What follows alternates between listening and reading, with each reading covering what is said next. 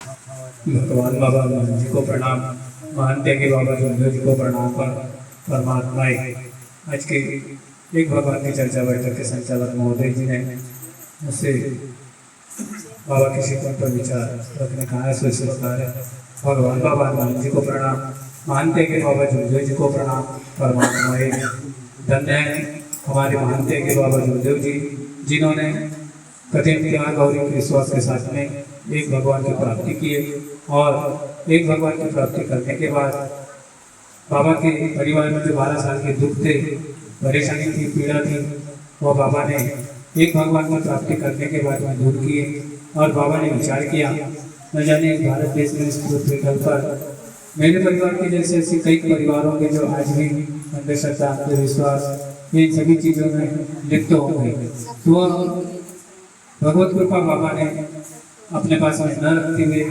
हम समस्त सेवक सेविकाओं को नीचे दिया, वो भी प्रसादी के रूप में। उसे किस प्रकार से हमें सेवक सेविकाओं ने ग्रंथ आना चाहिए, इसके बारे में भी हमारे मानते हैं कि बाबा जोंधेव जी ने तत्व शब्द नियम दिए हैं और बाबा ने चर्चा बैठक के माध्यम से अपने आत्मानुभव के मतलब अनुसरण से कहा है कि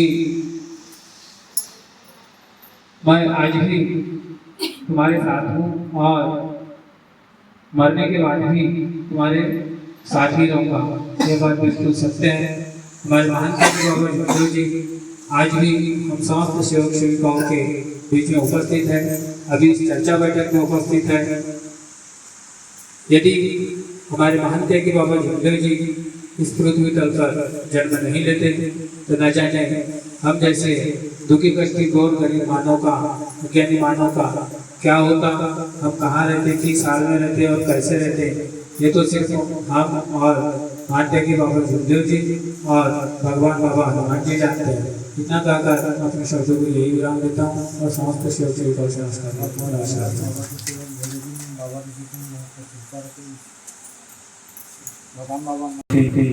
विराजमान है। हम सब मिलकर एकता से प्रणाम करेंगे।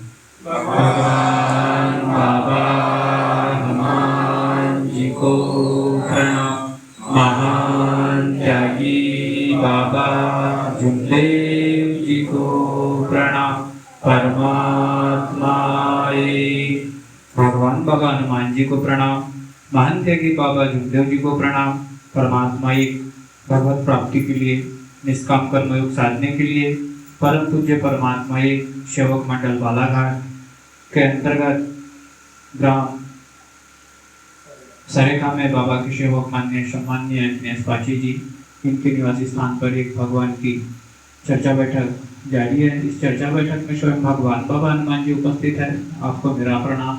उसी तरह महान त्यागी बाबा जोंधेव जी उपस्थित है, आपको मेरा प्रणाम।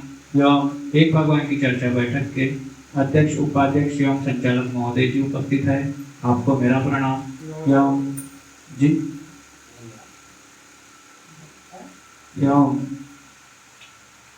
बंसपाल जी उपस्थित है, आपको मेरा प्रणाम। एवं आए हुए बाबा की समस्त जिम्मेदार सेवक सेविकाओं को मेरा नमस्कार।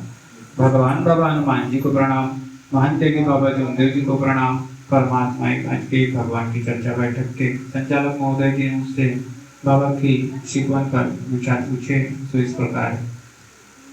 धन्य है हमारे महान त्यागी बाबा जोंधेव जी जिन्होंने एक कठिन त्याग और एक विश्वास के साथ में एक भगवान की प्राप्ति की है और एक भगवान की प्राप्ति करने के बाद में बाबा ने अपने जो 12 साल के दुख थे परिवार में, वो परिवार के दुखों को दूर किया और बाबा ने विचार किया कि न जाने पृथ्वी तल पर इस भारत देश में मेरे परिवार के जैसे ऐसे कई परिवार आज भी है जो अंधश्रद्धा, अंधविश्वास और बुरे विषयों में लिप्त है।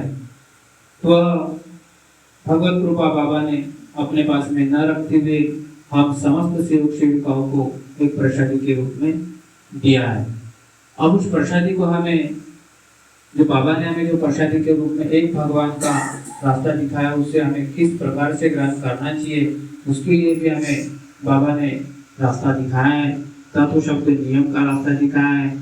जो सेवक बाबा के दिए हुए आदेश, सत्य, मर्यादा प्रेम, चार तत्वों के शब्द और 5 नियमों का यदि कठिनाई से पालन अगर करता है तो निश्चित ही उन्हें एक भगवान की प्राप्ति होती है। बाबा के आदेश है सत्य, मर्यादा, प्रेम, चार तत्व, 3 शब्द और 5 नियम। तो शिव साथियों, महान त्यागी बाबा जुगदेव जी ने भी एक भगवान की प्राप्ति ऐसी ही नहीं की। उन्होंने भी बहुत सा त्याग और बहुत सी कठिनाई का सामना करते हुए बाबा ने एक भगवान की प्राप्ति की। जैसे बाबा ने चार तत्वों के हेडलाइन में लिखा है, भगवत प्राप्ति के लिए निष्काम कर्मयोग साधने के लिए जब तक के मानव धर्म का सेवक निष्काम कर्मयोग साधेगा नहीं, निष्काम कर्मयोग करेगा नहीं और दुखी कष्टी मानव को एक भगवान के प्रति जगाएगा नहीं, तब तक के हमें और मानव धर्म के सेवक को एक भगवान की प्राप्ति नहीं हो सकती। ठीक उसी तरह बाबा ने भगवत गुणों के 3 शब्द दिए हैं, अपने परिवार और सेवकों में सत्य बोलना, मर्यादा का पालन करना और प्रेम के साथ व्यवहार करना।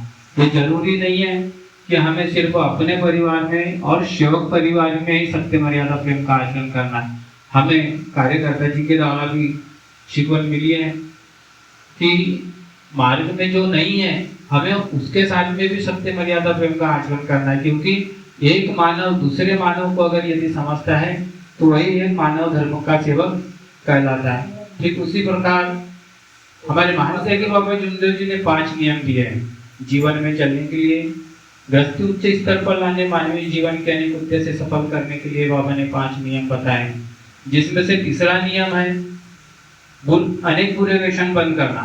शराब, अनेक सट्टा, जुआ, लॉटरी, पटकी होट, मुर्गे की काटी, चोरी करना, झूठ बोलना, क्रोध करना बंद करना। महिलाओं ने अपने बच्चों को और पतिदेव को बुरे शब्दों में नहीं कहना चाहिए। इसके अलावा मानवीय जीवन के नाश करने वाले कोई भी व्यसन नहीं करना चाहिए। यदि मानव धर्म का सेवक ये 5 नियम में से तीसरे नियम का यदि पालन करता है तो निश्चित ही वो एक भगवान की प्राप्ति करेगा और दूसरे तत्वों का पालन होता है। इतना कहकर मैं अपने शब्द को यही विराम देता हूँ और सभी नमस्कार लेता हूँ। नमस्कार। बहुत बहुत धन्यवाद। अभी विचारों में थे बाबा जी को माननीय सम्माननीय जोड़े जी, उन्होंने बाबा के शिकवों पर अपने अच्छे विचार रखे। उनका मैं सभी शिक्षकों से धन्यवाद करता हूँ और चर्चा को आगे बढ़ाते हुए जोड़े आप 5 नियम में से पहला नियम बताएंगे और उस पर विचार रखेंगे, ऐसे में आपसे आग्रह की विनती करता हूँ। भगवान बाबा हनुमान जी को प्रणाम, महान त्यागी बाबा जुगदेव जी को प्रणाम। परमात्मा आज की एक भगवान की चर्चा बैठक में संचालक महोदय जी ने पूछे है कि 5 नियम में से पहला नियम और उस पर विचार से इस प्रकार के हैं। भगवान बाबा हनुमान जी को प्रणाम, महान त्यागी बाबा जुगदेव जी को प्रणाम। परमात्मा जीवन में चलने के लिए, गृहस्थी उच्च स्तर पर लाने के लिए, मानवीय जीवन के अनेक उद्देश्य सफल करने के लिए बाबा ने 5 नियम बताए हैं। उनमें से पहला नियम है देह से एक भगवान मानना। तो धन्य है हमारे महान त्यागी बाबा जुगदेव जी, जिन्होंने त्याग, तत्व, विश्वास से एक भगवान की प्राप्ति की है और हम जैसे दुखी, कष्टी और गरीब मानव के बारे में सोचे और हमें इस तत्व, शब्द, नियम का ज्ञान दिए। तो धन्य है हमारे महान त्यागी बाबा जुगदेव जी, जिन्होंने देह से एक भगवान मानना। तो हमें किस प्रकार से देह से एक भगवान मानना चाहिए? जब हम मार्ग में जुड़ते हैं तो एक विश्वास, एक मन, एक चीज और एक लक्ष्य होना चाहिए। कोई भी चीज हासिल करने के लिए हमें कहीं अपना मन विचलित नहीं करना चाहिए।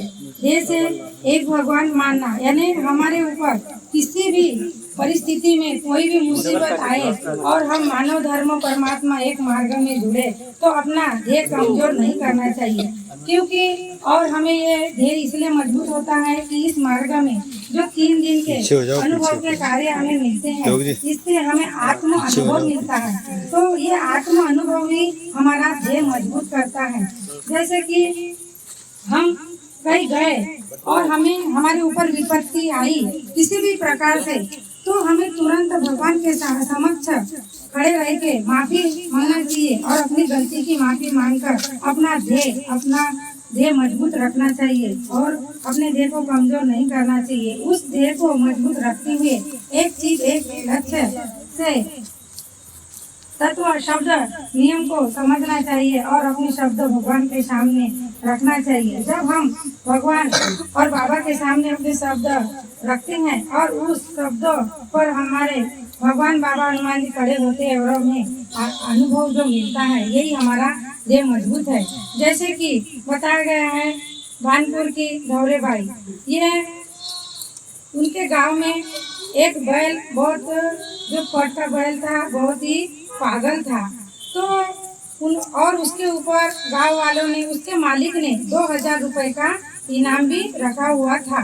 परंतु जो धौरे बाई थी उस इनाम के लालच में नहीं गए, अपना ध्येय मजबूत रखे, एक चीज एक मन एक लक्ष्य से एक भगवान के कार्य किए और शब्द रखे कि और वो गांव में बहुत तहस नहस भी फैला रहा था वो बैल।